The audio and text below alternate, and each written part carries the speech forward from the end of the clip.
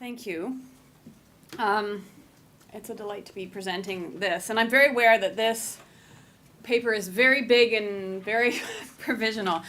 Essentially what it is an effort to start thinking through some of the implications of my current work, or thinking through the shift in the rather rapid and dramatic shift in the political climate for work I was already doing. Work that was largely framed by the post-financial crisis world, which is now, suddenly a somewhat different world. So I had argued in the past, for the importance of greater democratic accountability for central banks, for thinking about some of the politics and limits of narrowly rule-based approaches to monetary policy.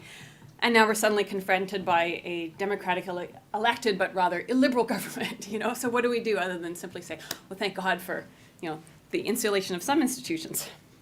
I've also been working on the concept of economic exceptionalism, and my interest in that was sparked by the government responses to the 2008 global financial crisis, which, as I'll talk about today, I thought struck me as being kind of an interesting example of a kind of liberal exceptionalism. But now suddenly we see the possibility of a kind of illiberal exceptionalism. What is the relationship? How to make sense of this? And I'm also then finally going to link those two themes together with a third strand of work I've been doing on sort of looking at the sort of dilemmas of monetary legitimacy, which is sort of main sort of where I end up today. And for all of these projects, particularly that last part, the projects do have a sort of more nuts and bolts empirical side. And the goal is that eventually the US is going to become one of the cases, but so far I've been stuck in the sort of late 70s and early 80s in Kew, looking at the sort of Thatcher era archives and her attempt to put in place rule-based monetary policy, which was ultimately a failure. And that is too far distant from this, so I'm not going to talk about the kind of the empirics. I'm just going to talk about the much bigger pictures of this question, which I think are somewhat relevant today. Okay. So there is, in fact, a long-standing literature on the problem of exceptionalism in liberal politics. And this comes out largely in the sort of security context, and sort of interesting discussion about how states and liberal polities can be confronted by threats serious enough to warrant the suspension of certain kinds of rights. And not surprisingly, there was a resurgence of interest in these kinds of questions after 9/11, again, in the realm particularly of security. So what does it mean to talk about exceptionalism and liberal exceptionalism in particular? There are many different theories, but the basic logic is pretty similar, that the logic of exceptionalism involves the invocation of an existential threat. So we can see past and present examples of that kind of threat, which then justifies the suspension of normal liberal democratic rights and processes. And that this is, again, understood as being, generally speaking, a temporary suspension in order to respond to a threat that is so profound that the normal logics of liberal democracy can't respond appropriately. When we think about the logic of, this actually takes several forms. We're probably most familiar with the idea of emergency exceptionalism. So the idea that that this is going to be in times of war, there's a temporary temporal suspension of norms. And we can go back, and not in a liberal context, obviously, but a Republican context, the Romans, they had this idea of a dictatorship, a 6-month dictatorship, which, in cases where, usually that was about the time of a fighting season, and you could put someone in place who could actually get things done quickly, and then you go back to the normal state of affairs. We have that and today we still have the sort of notion that, things get constrained, obviously, in times of wars. Now, what's interesting is that, particularly after 9/11, I think there's more in the literature, in the sort of critical security studies literature, which I've been having fun delving into as a non-expert, that there's been more interest in, as particularly at the war on terror, is a war that doesn't have sort of temporal and geographic boundaries in the same way. So there's been more interest in the idea of the kind of everyday nature of exceptionalism. Yeah, sorry, I had to throw that in. And you can think of there's these zones in which the normal rules don't quite apply. Border guards have enormous authority. We can think of, luckily I had a relatively easy border crossing, but you face that moment as you confront the border. They have exceptional power, and it's because of this possible threat, which is now being invoked much more frequently, of dangerous people coming across the border. Or we can think of the logic of everyday surveillance and how it goes up and down in different times and moments. And this is sort of a less temporary, less temporally constrained, more about sort of spaces and zones of everyday life that are characterized by a certain kind of exceptions of normal liberal rights. Now, these are useful. I think this literature is really interesting, and these concepts are interesting, but they have a certain blind spot. There is very little discussion in this literature of economic forms of exceptionalism. It's sort of an assumption that liberal democratic states are, largely the major forms of this are in the realm of security, and yet, of course, that's not. It's not, in fact, quite that straightforward. Let's see where I'm at here. Oh no. Okay, I just realized I got. Sorry. I had Ellen print out my notes, and one page is missing. So I'm going to go to the digital. It's like, why am I suddenly jumping? Okay, I'm not going to try to work the way Mark did with no notes at all, with no notes. So I have my notes. I'm going to use them. Here we go. Okay, they're up and ready. Okay, come on.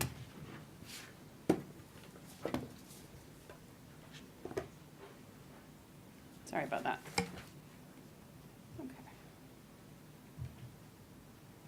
Okay.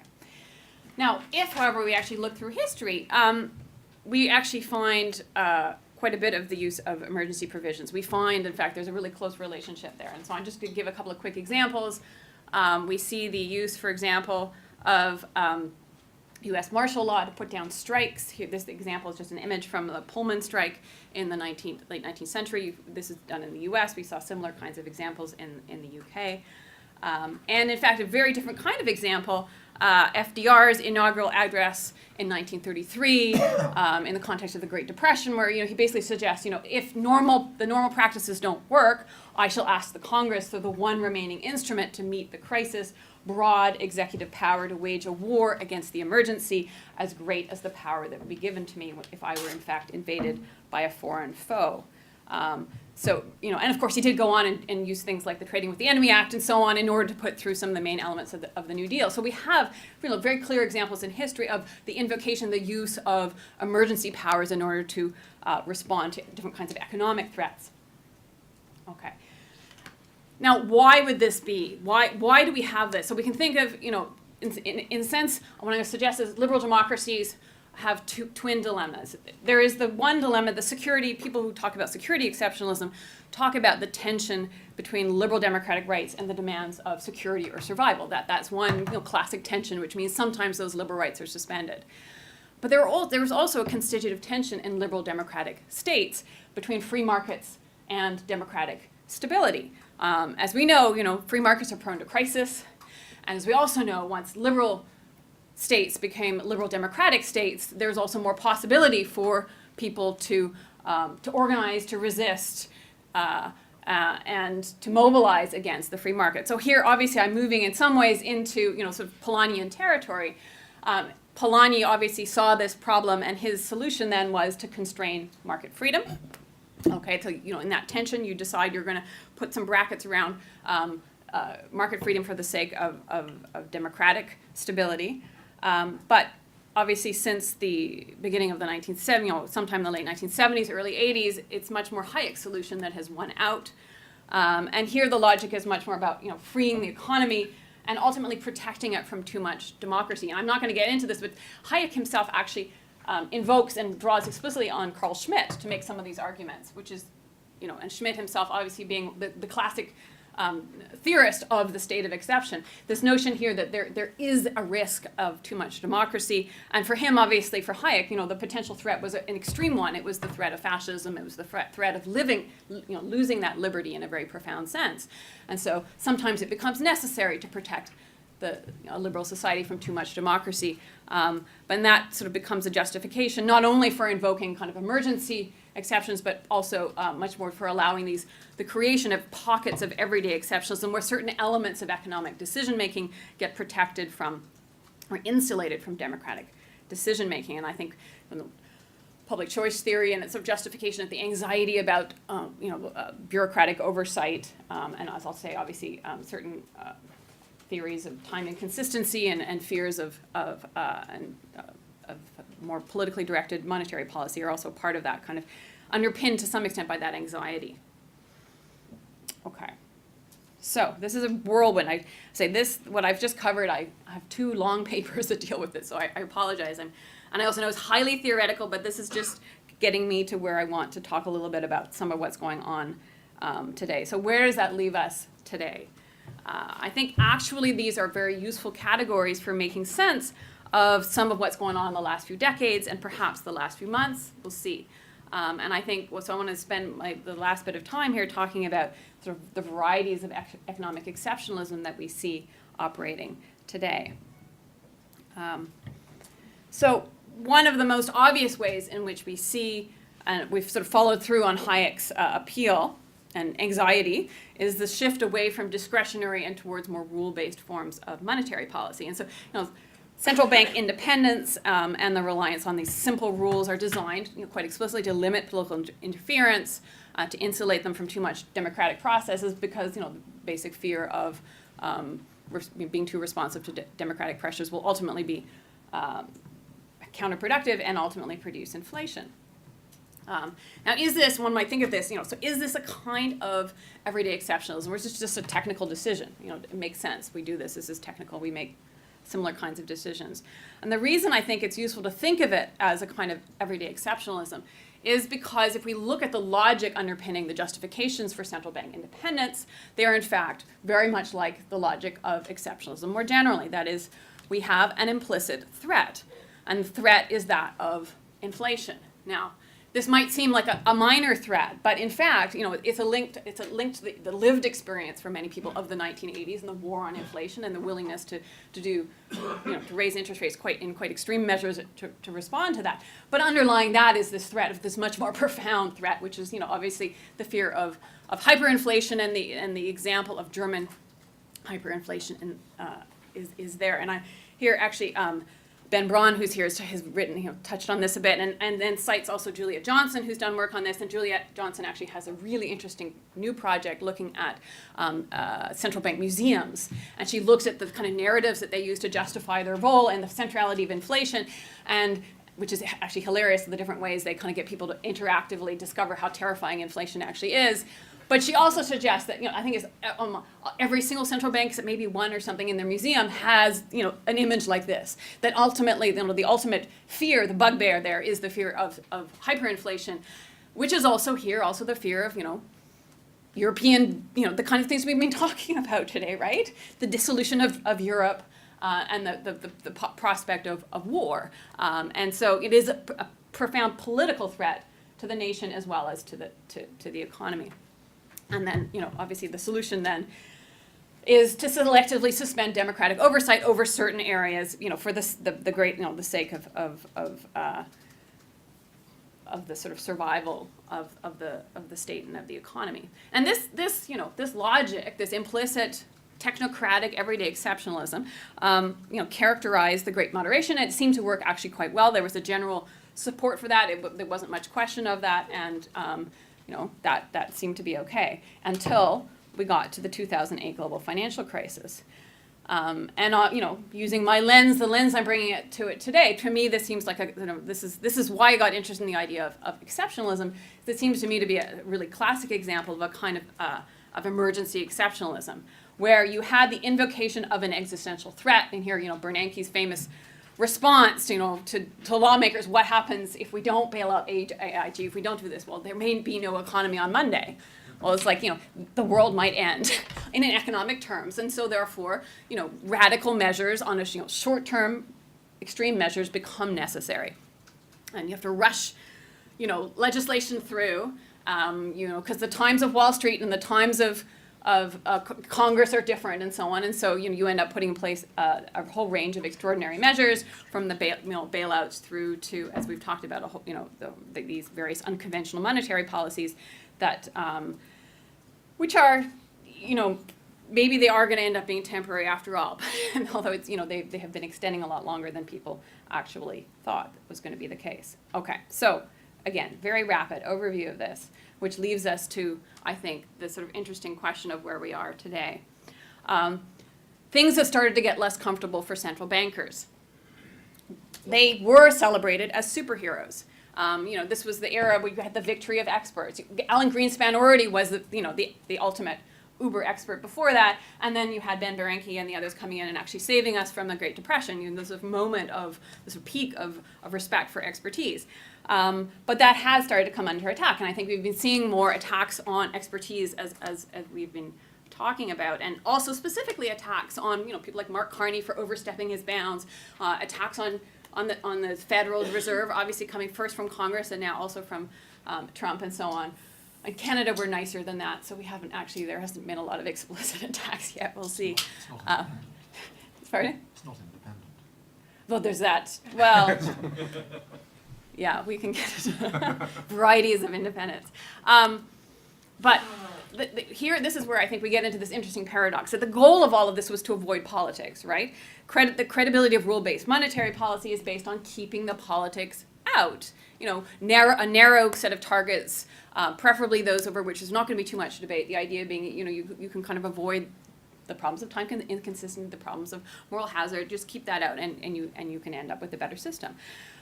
So the everyday exceptionalism is sort of based on that idea of keeping out the politics. The emergency response and the expansion of central banks' role was also about avoiding politics, passing the buck back to central banks. Governments, after a certain while, were like, we don't want to do any more stimulus. You guys get to, you can do the heavy lifting. You can, you can. But of course, over time, that puts enormous pressure on, because what the central banks are doing does require, is in fact incredibly political. And over time, it seems like that the expert base of their legitimacy is not in fact enough. So avoiding politics, if we're not careful, it turns out has the unfortunate effect of only producing more politics. And that is what I think we've been seeing in a number of different ways. And of course, we never actually avoided politics, right? The politics just got pushed below the level, and people here, people like Jonathan Kirshner, others who've done great work on, exploring the sort of distribution. You can't get away from the distributional implications of monetary policy, but maybe you can push them out of sight for a while, and maybe you can get away with this where things were going okay. But the irony, on the one hand, this sort of everyday exceptional power of central banks allowed them to come to the rescue so quickly. They could just do it. They had power. No one even knew the size of their bazookas, right? They didn't know how big this power was. But over time, the fact that they take up this emergency power makes it, people start saying, well, who are these guys anyway, and why aren't they elected? And so suddenly more attention gets paid to their ongoing everyday power and the lack of direct democratic oversight. And so this, in many ways, I think, is the paradox of credibility or monetary credibility that we're faced with today. Although, that central bank independence was supposed to guarantee credibility by making policy less political, that credibility ultimately depends on political legitimacy. And if you insulate policymakers too much from democratic pressures, there always runs the risk that they're going to become too narrow, ignore the sort of politics out there, and potentially end up, as I think we might be seeing now, eroding their legitimacy and ultimately their credibility. Which, of course, then brings us to today, just to finish off. Ironically, if we look at those images, of the challenges to central bank, it's pretty clear which one of them is winning out right now. It's not the big social democratic forces so much. It's the critiques from the right. And if you look at the alt-right's discourse, that's what's so paradoxical here. You've got this odd fusion of a kind of fundamentalist approach to monetary rules, like make them really, really rule-based. None of this like sneaky kind of rule-based, but not really. Like make them stick to these rules with an almost Polanyian critique of capitalism and these elites who are getting away with all this stuff, which is in turn is combined with this obviously illiberal, nationalist, racist, sexist kind of conservatism. And so, yeah, I just wanted to finish with this happy quote. This is a speech from that Bannon gave at a conference on poverty in 2014. And he says, and you're seeing whether it was UKIP and Nigel Farage in the United Kingdom, whether it's these groups in the Low Countries in Europe, whether it's in France, the theme is middle class and working class people. They're saying, hey, I'm working harder than I ever have worked. I'm getting less benefits than I'm ever getting through this. I'm incurring less wealth myself, and I'm seeing the system of fat cats who calls themselves conservative. Right? So to me, what this, I guess, suggests is the solution to our present dilemmas are not going to be a quick fix or a few tweaks. And I'm going, big picture here. But I think, yes, in the short term, we may be relieved central bank independence is a strategic source of sanity, right, in the world gone mad. But in the long term, I think, we really need to rethink the policies that got us here. And to be unashamedly normative, we need to reclaim the democratic basis of Western democracy, Western economies, so that we can begin to regain the sort of political, economic, and moral ground that has been ceded to these very dangerous, illiberal, and ultimately, of course, undemocratic forces. Robert. Can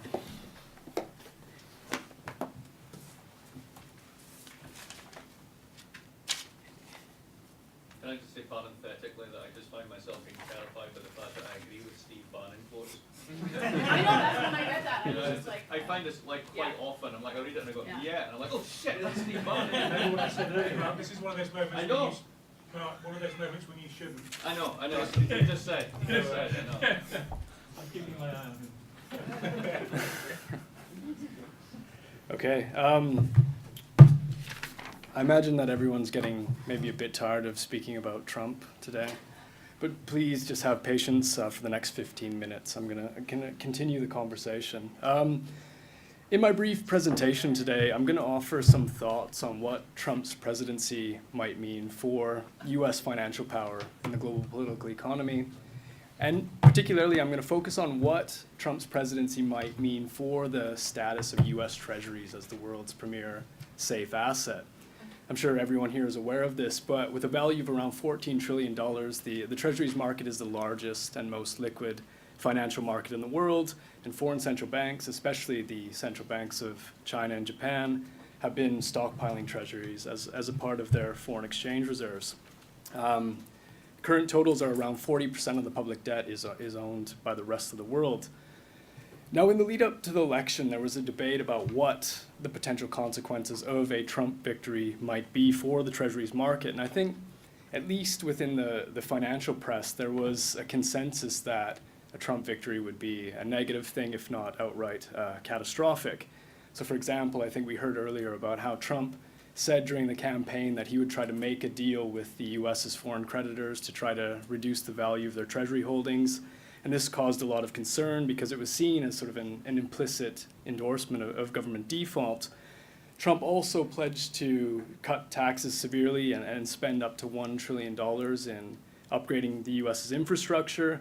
And this brought worries about runaway inflation, which would obviously erode the value of existing Treasury securities. So I think that in the lead up to the election, the fears were palpable that a Trump presidency would be a bad thing for the Treasuries market and that it might even provoke some sort of panic sell-off of Treasuries. Such a sell-off would obviously compromise the safe status of Treasuries, and it would threaten U.S. power and influence in global finance. So what has happened since that fateful election day last November? In the early going, the bond market has indeed responded quite negatively to Trump. So in the week after the election, $1 trillion was actually wiped off of the global bond market.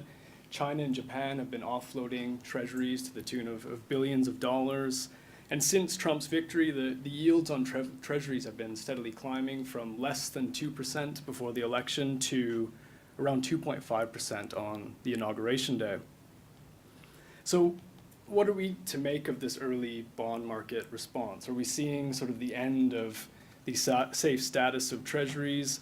Are we witnessing an end to the U.S.'s exorbitant privilege and its ability to run massive deficits and borrow on the cheap? And will a Trump presidency fundamentally upset the status quo in global finance? In chapter 4 of his new book, Branko Milanovic, who's supposed to be somewhere here, he warns about the pitfalls of long-term forecasting. And I'm going to play it safe and make just a short-term forecast. I was feeling particularly risk-averse when I prepared this because I thought he was going to be sitting on the panel.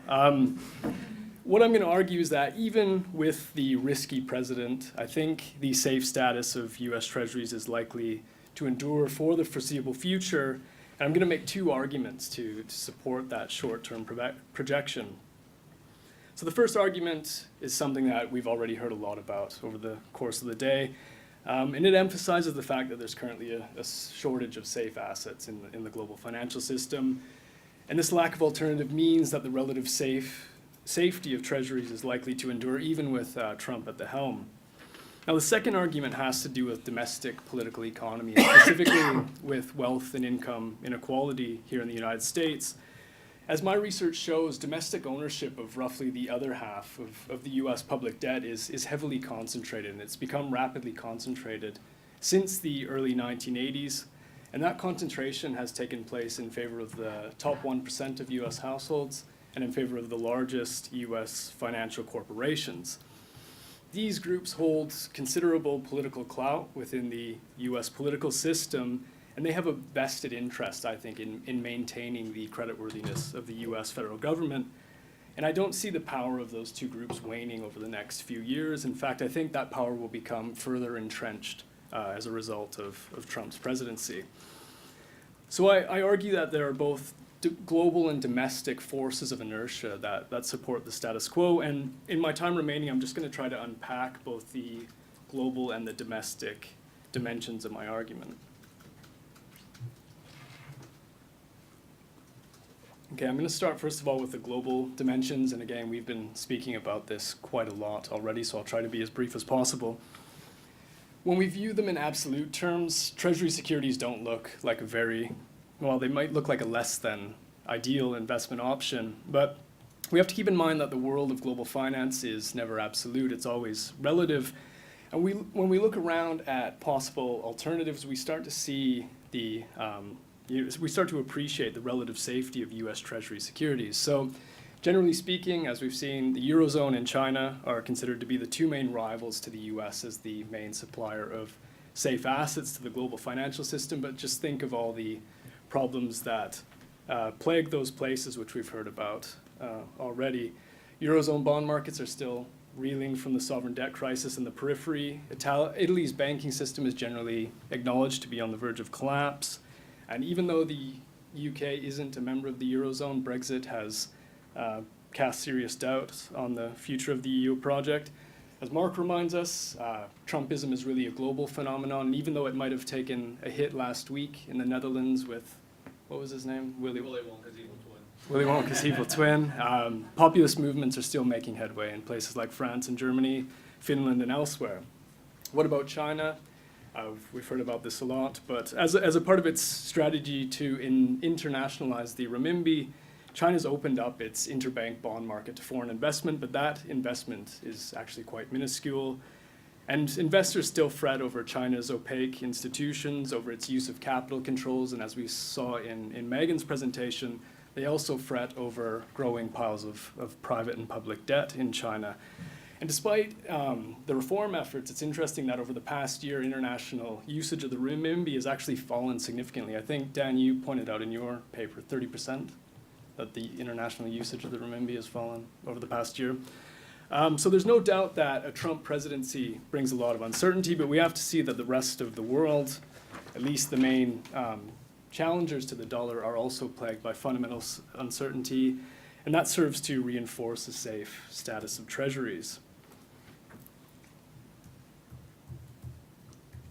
All right, moving on to the second dimension of domestic politics. In my new book called Public Debt, Inequality and Power, I examine the domestic ownership structure of the US public debt. And as I said, my most important finding is that since the early 1980s, and especially since the onset of the global financial crisis, there's been a rapid concentration in ownership of the public debt in favor of the top 1% and in favor of the largest financial corporations. Here's just a snippet of the research. This is figure 4 from the book. And what that figure does is it shows the top 1% share of household holdings of the US public debt over quite a long period of time. What you see is that the top 1% share climbs steadily from around 20% in the late 1960s to around 38% in 2007 to an unprecedented 56% in 2013. What you also see is that the pattern of public debt ownership is similar to the pattern of wealth ownership more generally. So when the top percentile share of wealth increases or decreases, so too does its share of the public debt. And this pattern also applies roughly to the corporate sector as well, but the corporate sector data is a bit patchier.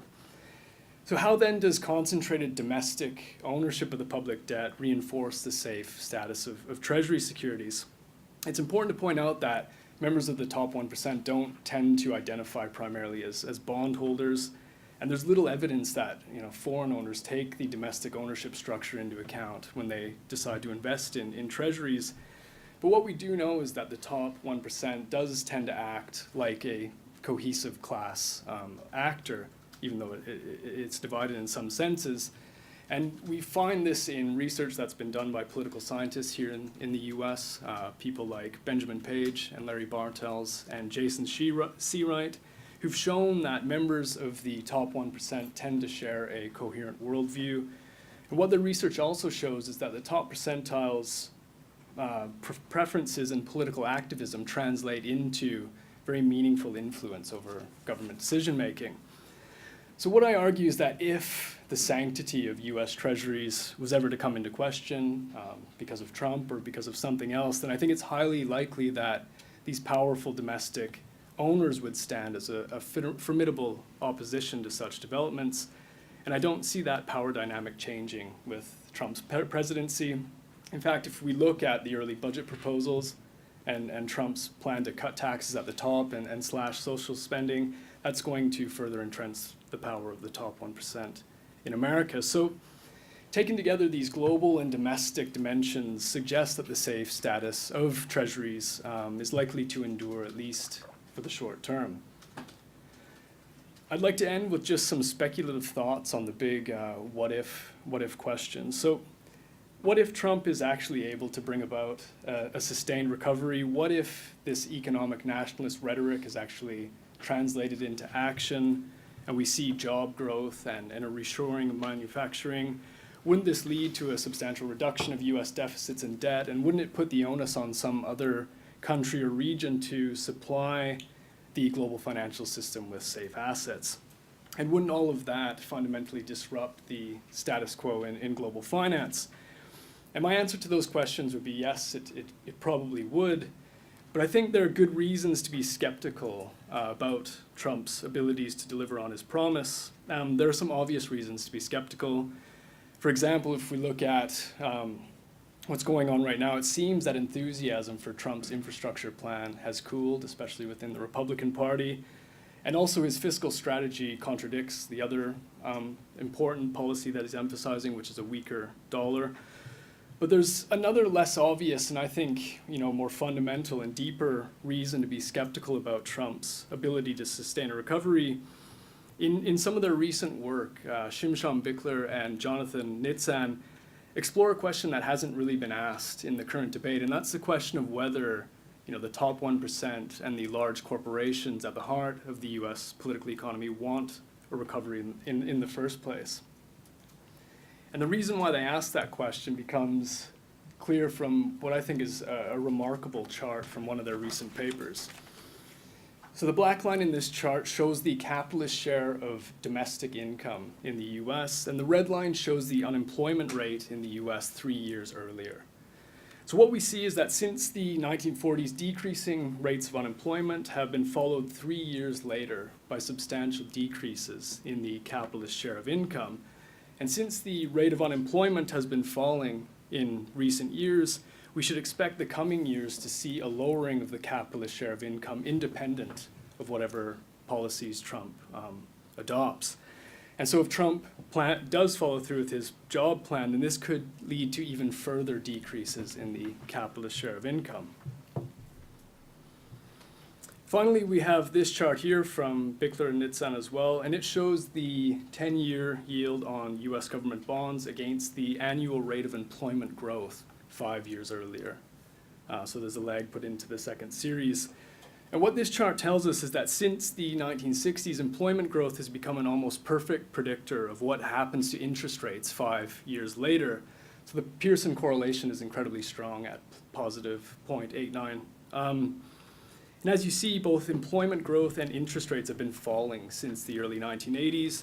And for decades, low interest rates help to fuel inequality. They help to fuel a stock market boom, and they also help to provide the conditions for a bull market in Treasury securities. And what this means is that employment growth will likely put further upward pressure on interest rates, and the result of that could be to kill the stock market boom, and it could also bring an end to this three and a half decade long bull market for Treasury securities. So as far as I see it, Trump is confronted with two options.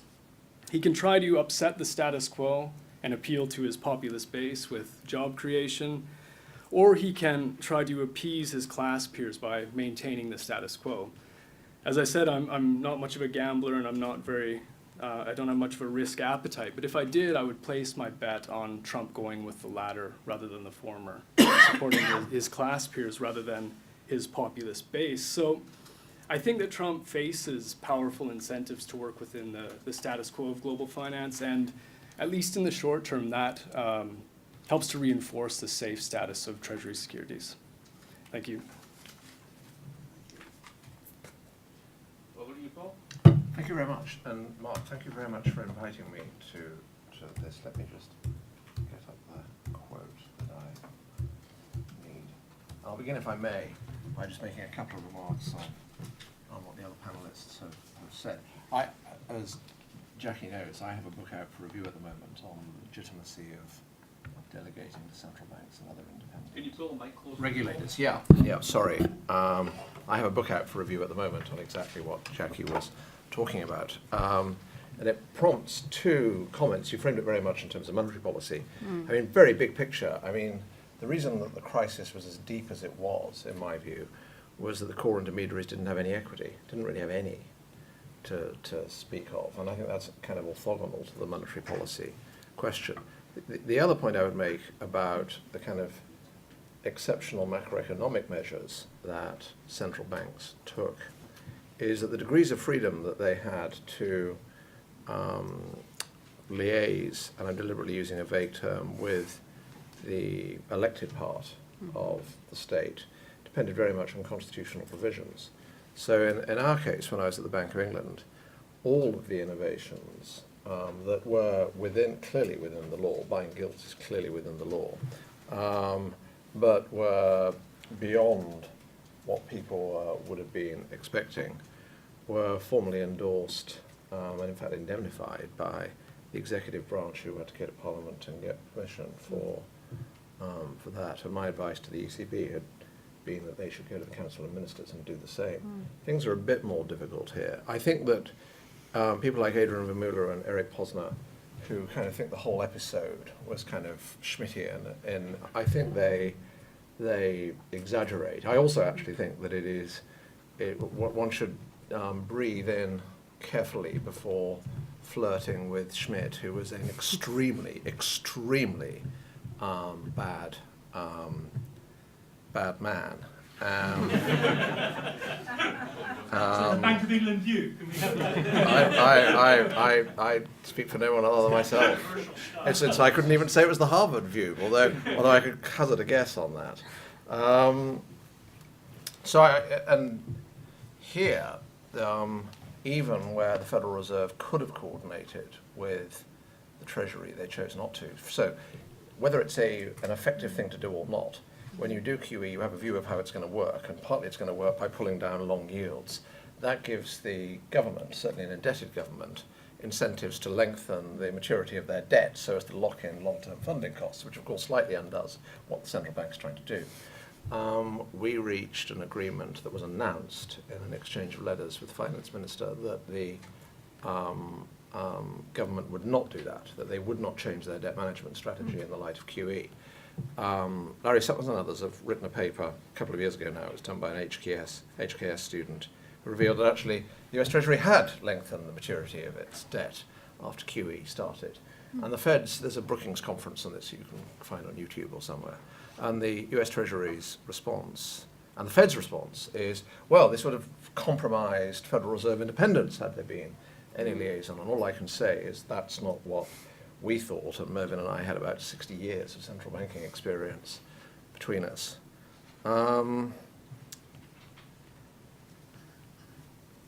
I'm very glad to be invited here because, as Mark knows, just over a year ago, I gave a lecture in London, the Tacitus Lecture, on the geopolitics of the international monetary system. And I gave it because I was concerned that you are a very rare group, if I may say so, that we are entering a period, I don't know how long it will take to get to the kind of denouement, quarter of a century or more, where foreign policy and economic policy will become merged in ways that are really unfamiliar. And your tribe is less, in academia, these things are less segmented than they are in public policy. I believe it to be the case, and I've never asked Kissinger this, but I've asked other actors who were involved in the US coming off gold when the Bretton Woods broke up. And Kissinger was Secretary of State, and he wasn't told. I believe that to be the case. And that tells you something very deep about the bifurcation between economic policy institutions and foreign policy institutions of government, even in extraordinary times. I'm using extraordinary not in a Schmittian sense. There was not a suspension of democracy during that period. And I think this is a very bad thing. And I think it will reduce the capacity of the democratic nations to adapt and adjust and think about and strategize about and accept part of what is going on and is likely to go on in the world over the next 20-odd years.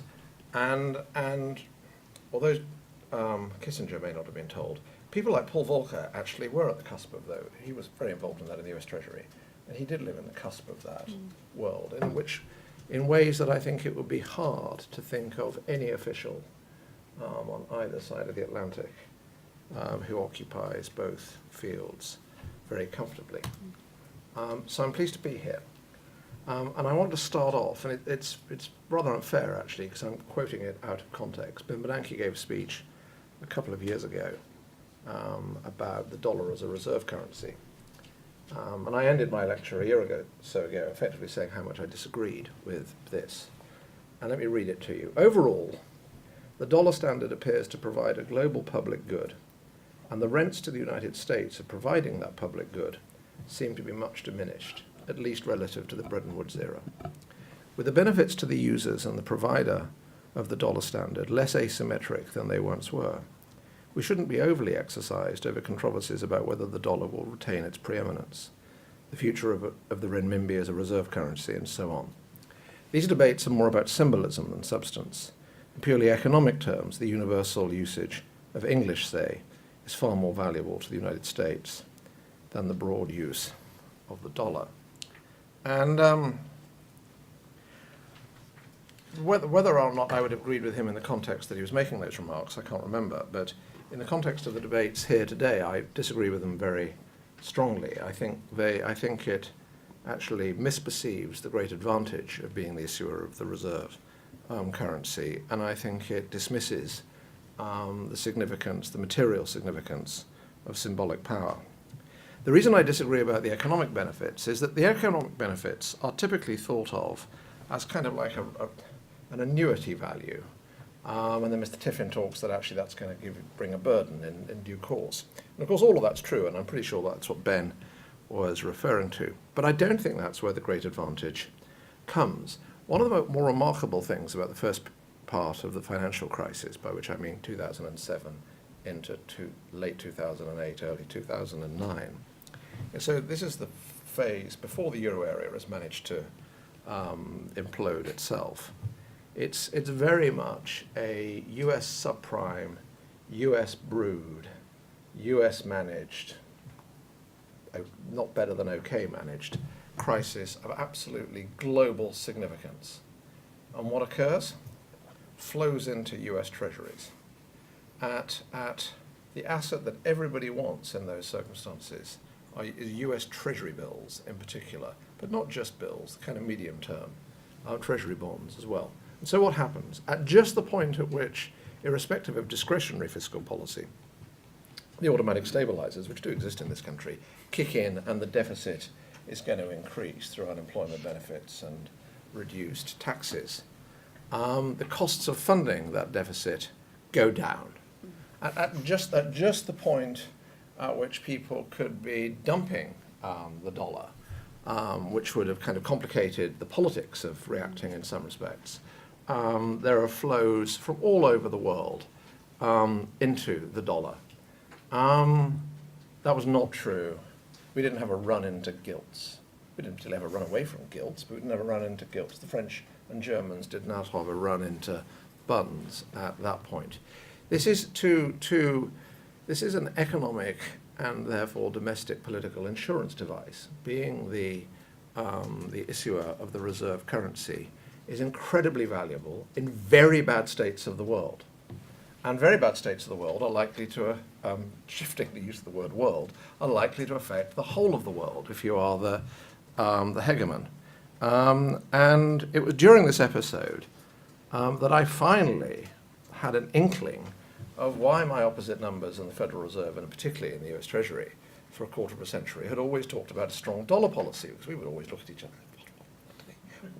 what and why? You know, what is all this about? And then eventually something happens that is bad enough, and you think, oh, yeah, you want people to trust this, because it is absolutely precious at a key moment. And so this was not true in the 1930s, because it was not the undisputed world reserve currency in the 1930s.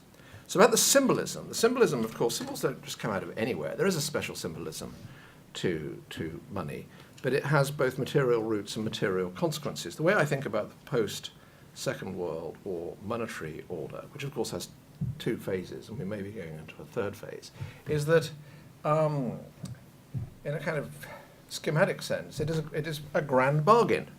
It is a bargain in which my country passes willingly, with a little bit of twisting of arms at Bretton Woods, but not very much, willingly passes the reserve currency issuer responsibility and power over to this country, and where we and France give up our colonial empire, which was a condition of Bretton Woods occurring. Secretary of State Hull was absolutely clear about that. No gathering in Bretton Woods. It's not all about Keynes and Harry Dexter White, splendid Soviet spy that he was. It's actually about the preconditions for going to the White Mountains are the key things, which is you will dissemble your empire.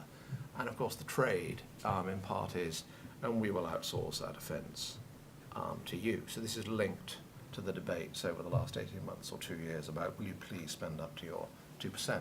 The other part of the global bargain, which doesn't occur at quite the same moment, but is just as important, is the shift of leadership in the Middle East.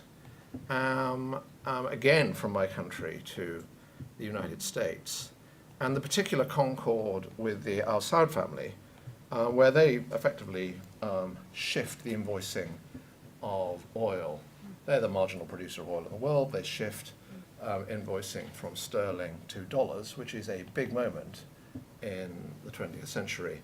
And the other side of the grand bargain is that the United States in particular, but Europe as well, will acquiesce in their own bargain with their local religious leaders, the Wahhabists. That has not worked out so well, in particular in Europe. Take me too far aside, one of the fascinating things that separates perceptions across the Atlantic is the relative ranking of Saudi Arabia and Iran and the roles that they play in our security. And all of this is changing. This was a world in which European countries, with the blessing of the United States, remained at the top of the IMF, as I'll come on to, remained at the top of nearly all the international financial regulatory authorities, but where the Security Council was somewhat broader and includes, of course, Russia, but most significantly today, China. China is very conservative. China, amongst the current members of the Security Council, China is probably the most conservative about changing the membership of the Security Council. And there will be no change in the Security Council without the agreement, probably, of all five, while anything like the current world order prevails. And so we have this curious thing where it is absolutely essential to change the quota basis and the balance of power in the IMF board, which I actually think it was and is, and I agreed with Larry's statement about that. The reason that Larry, I think, was so harsh about that was because it was important to send a signal to the White House and to Congress that they had misunderstood the lure of relationships with Beijing for European capitals, including their oldest ally, London. And I think they had misperceived that, and actually I think Larry's very harsh public message helped a bit to wake them up. The undertone here is, and I don't know whether this is true or not, but there is a view that the former administration didn't try hard enough with Congress to get the quota change that increased China's and others' presence, which of course is an incredibly good deal for the West, because essentially America still has a veto in the IMF. So this is a fantastic deal that should have been easy to sell to Congress, and eventually was. Now, where does all this go? I think we're likely to live in a period where, as I said, where the economic and the foreign policy You're closer worlds to will the be mic again. merge. Sorry, will merge. I'll give one little example from Brexit. Most of the debates about Brexit are about economic policy. Will you imagine a sanctions moment where Berlin and Washington agree, let's say it's against Russia? That isn't going to work terribly well unless the UK are part of it. It would not be terribly sensible for Berlin and Paris to go off and negotiate all of that with Washington, or vice versa, without having an inkling of the stance that London is going to take. And it would be very foolish, I think, for London to plough its own course without recognising the consequences of its relations with the two free world members of the Security Council. But a better example, I think, and I put this to an American central banker who blanked at it, but I predict that something like this will happen, is I can imagine a world in which swap lines, which Jonathan and others were referring to earlier, can become an instrument of foreign policy. So and there are kind of two or three states of affairs. One is Congress gets very fed up about swap lines and says you can't, Federal Reserve, you can't do any swap lines with anybody.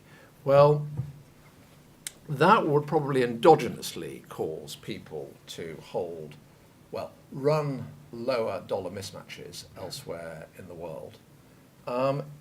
It should also, I mean, just through introspection, I can reach the view that it ought to cause my tribe to clamp down on the use of dollars in dollar mismatches elsewhere in the world, because then when the party ends, there isn't the supply of dollars that will be needed to keep solvent institutions afloat.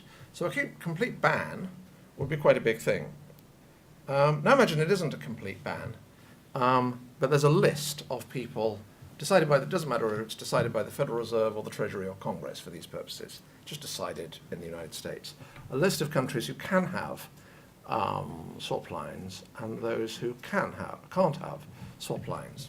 Well, those who can't have swap lines, again, face quite difficult choices about how to run their national balance sheet. This goes exactly back to the first Sylvia's presentation this morning, and it should affect IMF surveillance of those countries. And it gives them an incentive, actually, to the extent that they don't have domestic capital markets denominated in their own currency, to do international intermediation in other currencies. And it gives, indeed, the issuers of those currencies some pros and cons, but some benefits in offering swap lines to those countries to increase the use of their currencies. They'd be a big step forward in taking on a burden. And I can't imagine at the moment that anyone in the Federal Reserve imagines being called to the State Department and being asked to issue a swap line to somebody so as to preserve American relations in, let's say, parts of the South China Sea, or after that's been taken, the other side of the Malacca Straits. And I can imagine all of these things happening, and I can imagine this has already been thought through in other capitals.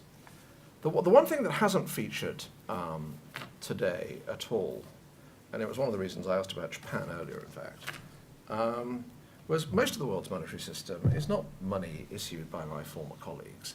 It's money issued by banks. It is hard. It is maybe it's a complete happenstance that the period of British hegemony is a period in which absolutely the dominant international financial centre of the world is London, and British banks are absolutely everywhere, financing trade and no doubt impeding trade in some places through prohibitive terms. And the American banks are everywhere. And what was interesting about Japan is that their banks were everywhere, but they didn't follow up with a government policy. Somebody said this morning, and I think they're right, that China isn't going to become, the renminbi isn't going to become the world's reserve currency anytime soon. It won't become that before there's kind of complete convertibility and all of that stuff. And also questions about adjudication of contracts, and would that happen in a Hong Kong court or a mainland court or wherever. But an awful lot of prep can be done for that. And that will involve infrastructure, on which they've done an extremely good job. And it will involve Chinese banks around the world. The banks are part of the monetary system. And alongside the IMF and the Security Council and the WTO, the kind of building I used to hang out in and be a director of, in fact, the Bank for International Settlements, that has probably been the international organization that has been kind of most forward in embracing the non-Western, non-Japanese world. Its new head will be Mexican. But nevertheless, all of the key international regulatory initiatives of the last 25 or 30 years have been cooked up in the familiar capitals. The so-called famous Basel Accord, it was initially an American-UK initiative, and then we brought in the Japanese, and only then did we take it to the rest of the G10, and only then did we take it to the EU in one of the more uncomfortable meetings I've ever been to. And we have just seen the last global financial crisis in which people in London and Washington and Berlin and Zurich will redesign the world. There are 8 people that are basically, that redesign the international regulatory system. Next time they will be from Beijing and probably Delhi, possibly Brazil and Mexico. And all that will be true even if the renminbi is not by then a fully ranking reserve currency. The reason I'm going through these things is because I started off broad brush, deliberately, stuff that's no interest to central bankers whatsoever. And I ended up with techie things, stuff that's no interest to people in the State Department and the Foreign Office in London at all. And they better get interested in each other and learn to have a beer together. Thank you. So, we're actually back on schedule, almost, right? Questions, thoughts, comments, observations? Sylvia first? For Paul, I'm a little terrified by, and I think we're being recorded, by your proposal that swap lines would become an instrument of foreign policy, because that certainly sounds like something that the Trump team would be absolutely in favor of. So if you're willing to do X, Y, and Z, you're gonna swap line. Is this being talked about? No. So we would not talk about it? This is part of Adam's thing, we'll just don't talk. Never happened. If you stand in front of a mirror though and say swap lines 3 times, then it's gonna happen, so that's the only thing. You cannot be, no country can be the issuer of the reserve currency without ensuring that pure liquidity crises pass relatively smoothly. And if you stand back from that, I don't mean you, America, whoever the issuer stands back from that, what you do is you acquiesce as the only person that could cure it in disorder elsewhere in the world, and that has consequences. So I mean, I've got there's a text behind this, but there's a kind of moral hazard thing here. I mean, another scenario, frankly, is they say, oh, only my country and yours and a few others can have swap lines, and everyone else would think, well, actually we just need to use dollars a lot. and then they'll blink. So that's another equilibrium. It's not quite as simple as I was painting it. 2 fingers there and then nod, and then we go back. Two fingers is very, very tricky. Isn't it? Who's on Sylvia's Then we've got 3 fingers, 4 Oh, fingers. okay. I don't want to bring up in there. So, It seems urgent. Go so ahead. in the aftermath of global financial crisis, when Korea and Singapore, Indonesia went through this kind of crisis. The Asian crisis. No. After Global. global financial crisis, Okay, yeah. the Fed issued the swap to Yeah, them. And yeah. that was, so it was a shock to the agents when they were trying to nurture this Chiang Mai initiative and, all that. Yeah. And Korea didn't go there because, well, Korea didn't want to go to IMF first of all. Yeah. So that's why Chiang Mai initiative was created. Yes. Korea didn't go there Yes. and went to Fed. Yes. And there, Fed, I think there was a lot of conscious effort on the part of Fed to provide these swap lines. So is it the kind of early signs of Fed maybe having that consciousness of foreign policy of kind of maintaining U.S. credibility and the credibility in the dollar by engaging in that kind of early as a kind of I don't think they were phase? thinking geopolitically. I do think they were thinking They're not. it's kind of our responsibility. I mean, the underlying thought, well, I think it's kind of unavoidable fact of the world is that being in the international monetary system, being the hegemon, unavoidably carries responsibilities, duties.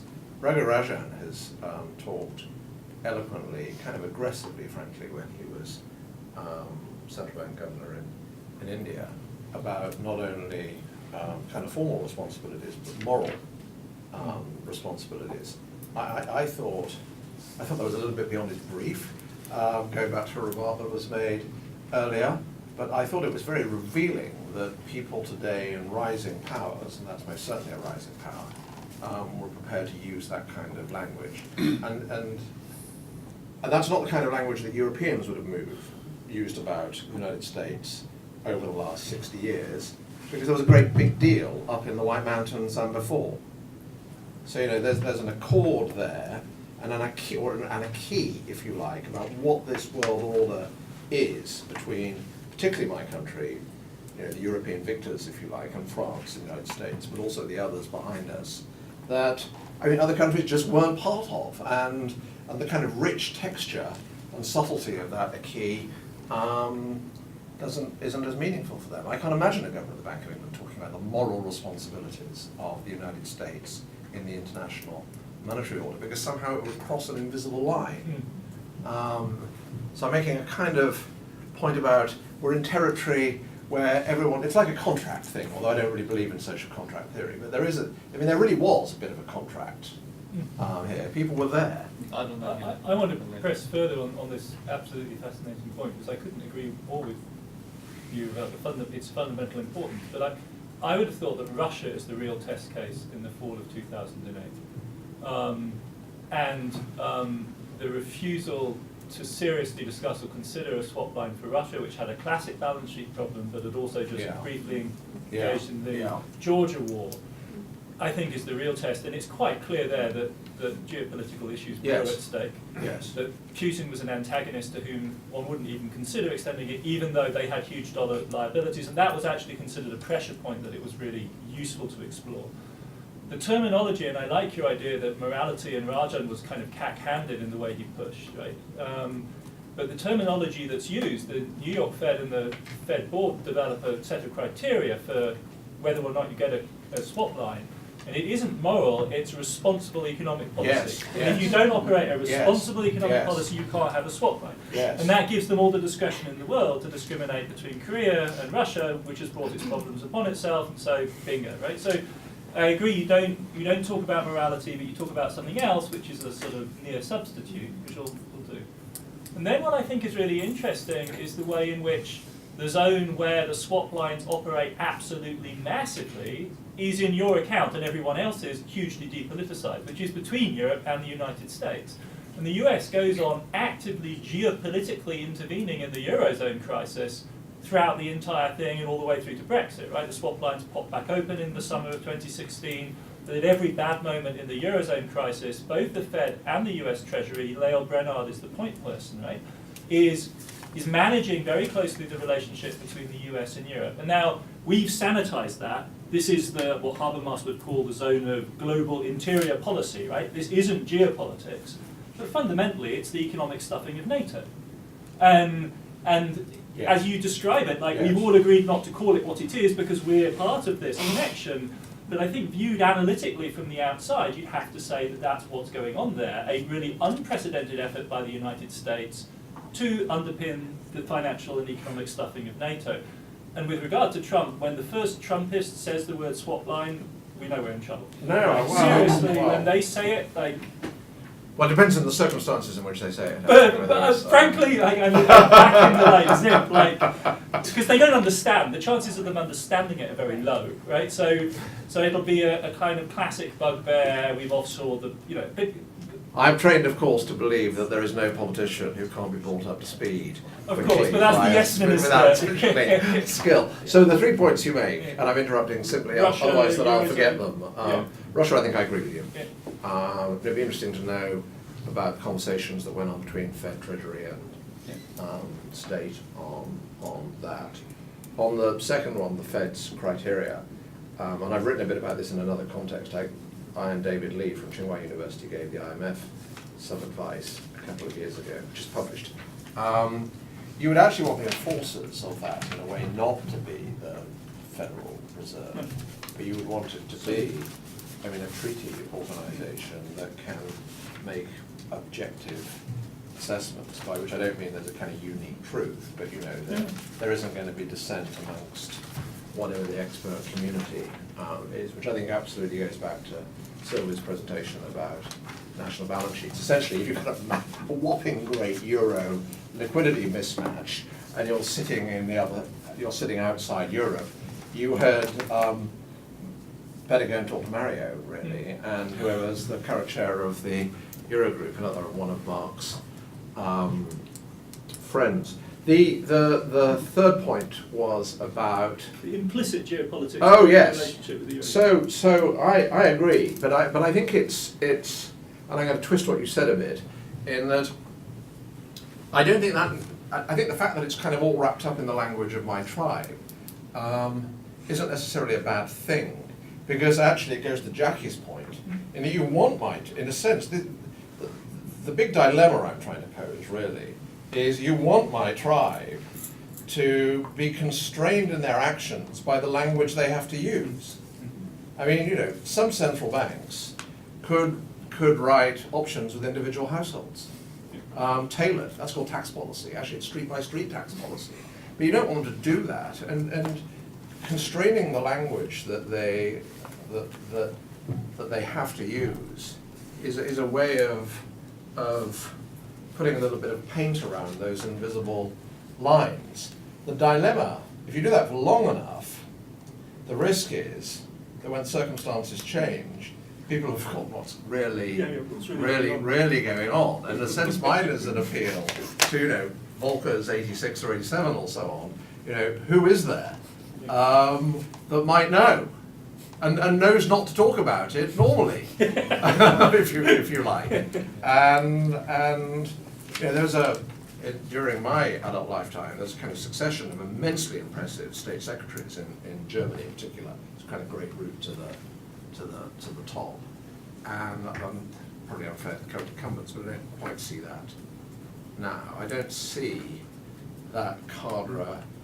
Andrew Crockett, very famous Brit, Scotsman, people would have referred to him as a monetary diplomat, not as a kind of monetary policymaker or a monetary economist. They would have said a monetary diplomat. I want some monetary diplomats back. I don't think that would be sufficient. By the way, I think on the other side, state and foreign policy, there needs to be more too. But I think we're in much the same space. Over to you. Thank you. Just one brief comment to this last discussion about Russia being the test case. What if Russia had, you know, the Russian banks had all these debts to U.S. money market funds that they maybe. Oh God, yeah, I forgot to say that. That's the So, point. Yeah. you know, there's geopolitics, but then there's also the aspect of bailing out, you know, the creditors of the European banks of those round-trip transactions in the. No, you're making a vast point. I should have said this in response to Adam. So one of the reasons reasons, Yeah. and I don't want to say it's the unique reason, Yeah. but one of the reasons the US was all over the Euro crisis, Yeah. and I can remember being called by famous people, not frequently, but not infrequently, was US banks, and in particular US money market funds, were very exposed to... But don't underestimate the exposure to Russia. It's $200 billion. Right? It isn't the same top flight American money market mutual funds which are in Paribas, Deutsche Bank, but the Russian banks have been operating exactly the same short-term, long-term funding model, and they have sourced $200 billion worth of liability somewhere in the West, which is out there. And we took that risk and just... Another example, Let it by the go. way, is Greece. Yep. So during the height of the Greece episode, and for what it's worth, I was one of only 2 or 3 officials that thought, actually probably what ought to happen is default within the euro area. And that isn't what, and I may have been wrong, I'm not saying, but that's what I was thinking. And then it kind of played out in the way it did, and I've got no evidence for this whatsoever. I sat there thinking, of course, what's really important about Greece is where it is. During a period in which Syria is already in flames and Russia have a significant naval base on the Syrian coast, and that's going to be a bit less valuable to the, centre of the Mediterranean. Piraeus and all of those things are very important to all of that. And I don't doubt, I mean, Trichet is, I've never talked to him about this, but Trichet is the kind of person for whom that would have been instinctive. Done. I've got questions to Sandy and Jacqueline, but I have one quick comment on this, which is, I grant you that the idea of swap lines as foreign policy is new, but the notion that foreign policy is, is somehow alien from the idea of, liquidity or solvency crisis strikes me as mildly insane. In the sense that you go back to the Asian financial crisis and you saw, state and DOD talking to Treasury begging them to. Who in state mattered during that period? I'm not saying they necessarily mattered, but I'm saying there was a fair number of conversations, and definitely on DOD there was some suggestion of influence. And furthermore, also on the Russia example, I think you're right, but this also precludes the fact that the Russians themselves talked to the Chinese. About trying to drive the family. Yeah, partly there was reciprocity, Yeah. but I just wanted to say that. To Jacqueline, I have a question about, I like your story about, sort of rise of experts and then discrediting of experts, and that fits with, story about how why populism rises, particularly during the financial crisis. But there's always one giant exception that I don't understand here, which is, why has there not been more blowback for people who pushed austerity in the wake of the 2008 financial crisis? This is the thing that I genuinely don't understand, which is essentially there seems to be an asymmetry of the people who wisely resisted the idea that austerity was the right way to go post-2008, proven to be correct, and yet got no credit for it. And yet those who were pushing for it have received almost no political, have not suffered at all politically for it. And so I just wonder how's that consistent with the story that you were, that you're spinning in terms of the discrediting of experts.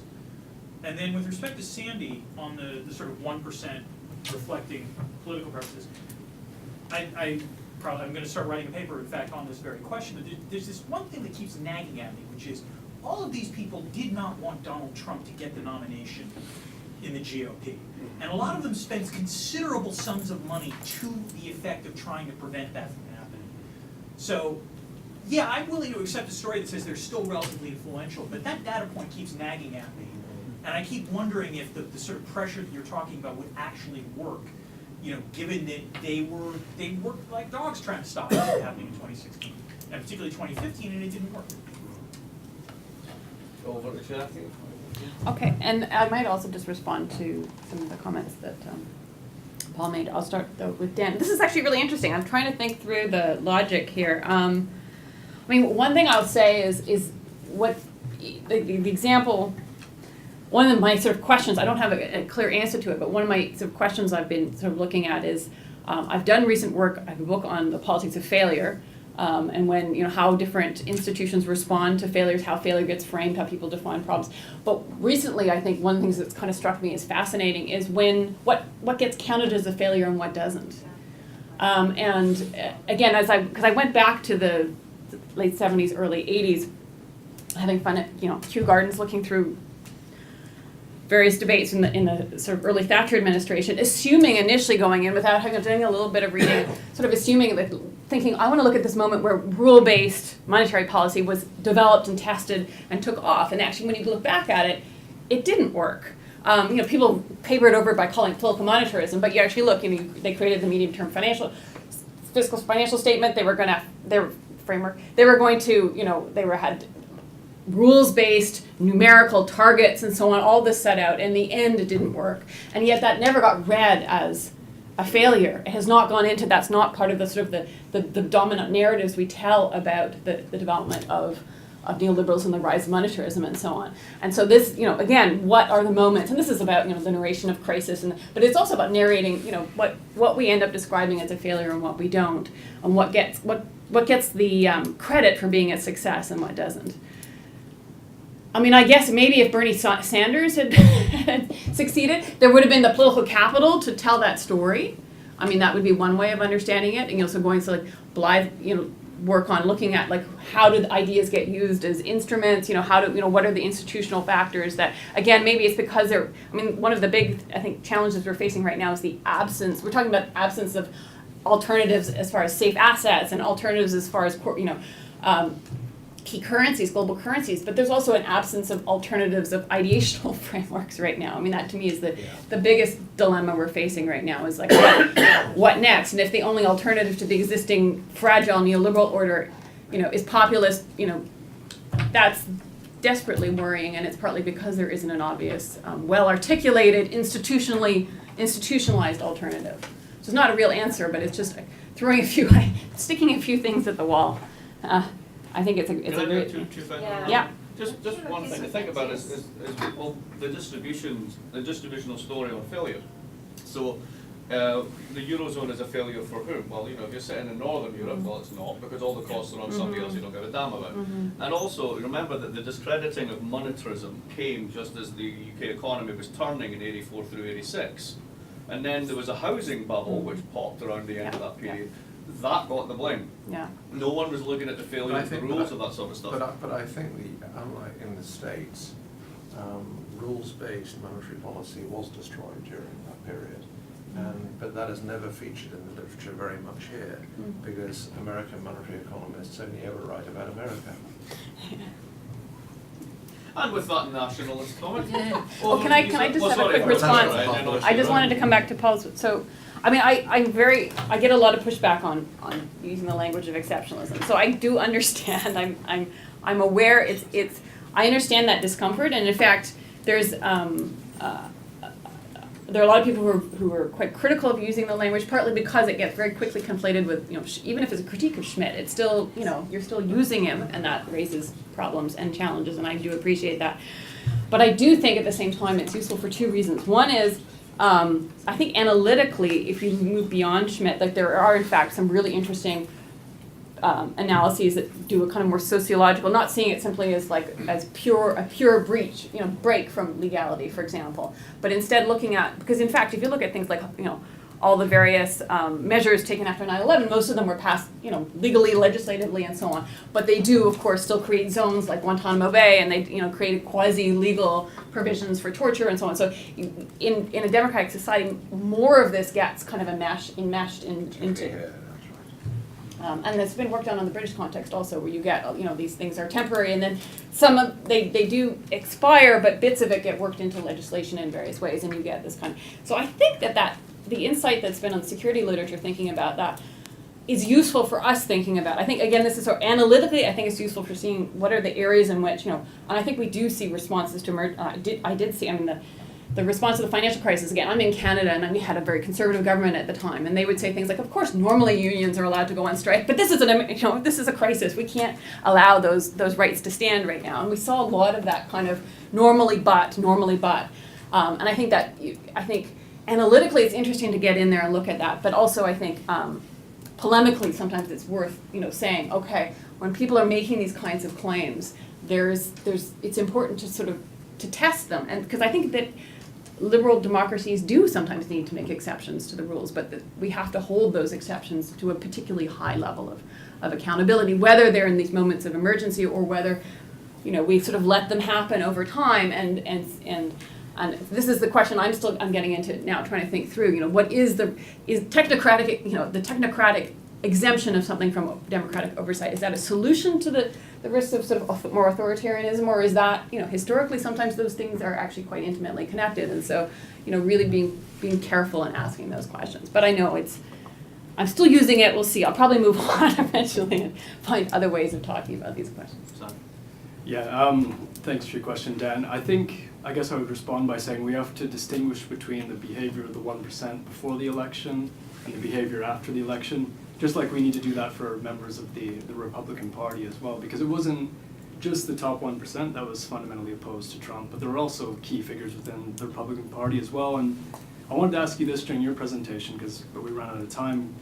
I don't know that much about the politics within the administration, but it seems to me that we've got this tension now between the economic nationalists and Bannon, and then, for lack of a better term, the Goldman boys, which might take a liberal internationalist approach, and you know, I don't know how that's going to play out, those tensions within the party, and I think that points to the sort of tension I was trying to get at as well. But I think there has been a bit of a bold face by the 1% since Trump got into power.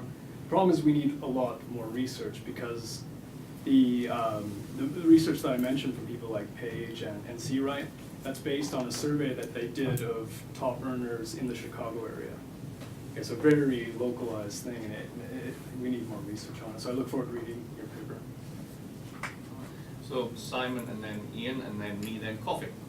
It's a question really for Jackie.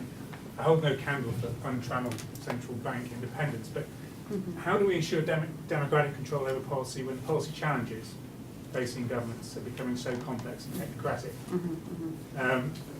and hence difficult to explain to electorates?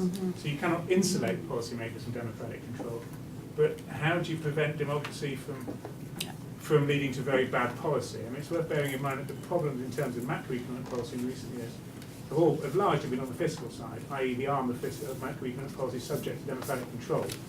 On the monetary side, they've been much less problematic. And we can see, I mean, how do you ensure democratic control over environmental legislation, financial regulation, in this country, criminal justice policy? I mean, how do you strike the balance?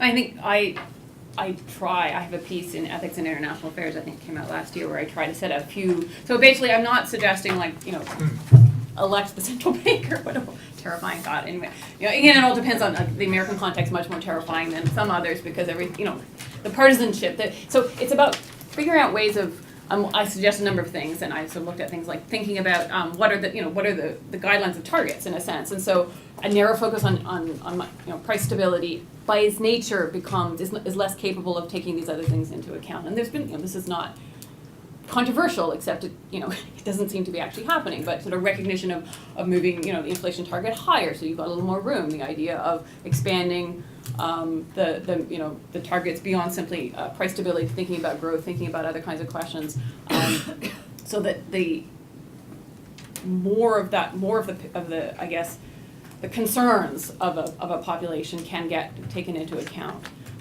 But beyond that, yes, it becomes a question of what is the character of deliberation or debate? Like, how does the debate happen? And one of my critiques of the current order is it's an order that sort of emerged in the context of the Great Moderation, which was also a time of relatively low uncertainty, in which you could publish. Transparency worked as a relatively sufficient basis for accountability, although again I think there were still distributional implications. But you look at one of the things I've found fascinating is that since the crisis, many central bankers are saying, these models aren't working anymore. That we are in fact facing a much more Knightian kind of uncertainty. We are having to, and this is partly why they're having to experiment a bit. But the system, once you start doing that, then a form of accountability that's narrowly based on publishing your targets and maybe publishing your minutes is no longer sufficient. So thinking beyond that, thinking to wider forms of deliberation, but without necessarily that. And we can think of different kinds of models. I know that actually the British one is already, I think, you've got the committee that it's probably not. But thinking about ways of creating forms of conversation and deliberation that are a little more robust without necessarily becoming just, the way that unfortunately in the U.S. these things become kind of shows for partisanship. So thinking, I'm Cheryl Schoenhart Bailey's done some interesting Yeah, work it's on really looking good. at this, Really yeah, about what counts as, what kinds of conversations take place. Are the people in there actually having a conversation about the policy, or are they performing for, political audiences and thinking about ways in which you can create accountability, But the fact building is that that in? is what Cheryl shows, is that when British monetary policy makers testify in front of a parliamentary committee, the discussion is nearly all about monetary policy, and the members of the parliamentary committee all stay there for the whole of the. This has the effect that if someone's got you on the ropes when they run out of time, if the next person in line isn't a novice, they keep going. they keep going Great. and push you over the ropes. What Yeah. happens in Congress Yeah. is they often don't ask about monetary policy very much at all, and when they finish their question, they leave the room. So these are questions really about the incentives on the elected politicians to hold people to account. I very much agree with what you say. I don't, but thinking through, trying to creatively find something that's, but that's not gonna turn it into a partisan thing. I was just looking at government bond yields while Sandy and Paul were speaking. There's 19 yielded on the Financial Times website. Only 4 of them yield more than the US. The US yield is the same as Italy. It's about a point and a half above France. It's twice UK gilt yields, despite 2% plus inflation and the breakup of the country possibly. It raises. It doesn't mean I disagree with the US position as a risk-free asset, but it does rather raise the question of what does being a risk-free asset mean in terms of the benefit for the US? Because if all we're saying is, well, this is the monetary cycle, then all we're saying is the US is a normal government bond market. What does being a risk-free asset mean in the context of Treasury yields where they are? Damn. Well, it's deliberately distorted by how much central banks are buying. In a sense, I don't think these are. This isn't the marginal price of the US government or the Italian government borrowing in circumstances where Janet and Mario aren't buying. They are the marginal buyer. And in one case, they seem to be trying to hold the price down, they've got a target, and in the other case, it's as if, but if ever all of this unwinds, my prediction would be that Italian government bond yields will be a little bit higher than US bond yields. It'd be interesting to place that in the context of looking at the absolute value outstanding of each debt and then dividing it by the yield as well, because I assume that the US would still be at the top. Yeah. No? I don't think so. So before we get to coffee, I'm going to jump in and take my turn here, both to Jackie and then to Sandy. So when I was listening to Jackie's story on here, and then I was listening to Adam, I began to think, do states of exception lead to states of exclusion? So you start off with the exception thing, which is a kind of a paradox, right? So essentially, well, we want to shelter against X, and therefore we do Y. Then Y becomes politicized as the problem, and then we have another one, so it's sort of bouncing around. So what determines what's a problem and what's not? And when I was listening to the conversation there's a question of, you get to this space where you don't really talk about the thing, right?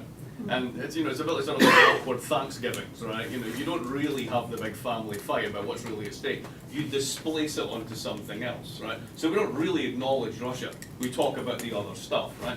So I'm just wondering if these exceptions necessarily lead to exclusions. So they become sort of anti-political spaces where you literally can't talk about the thing that's in there because it's too problematic, because it links to lots of other things. And that could be one of the interesting real costs if you want to pursue the exclusion thing. So that's just sort of thinking out loud in that one. Second one is this is this tendency environment invariant?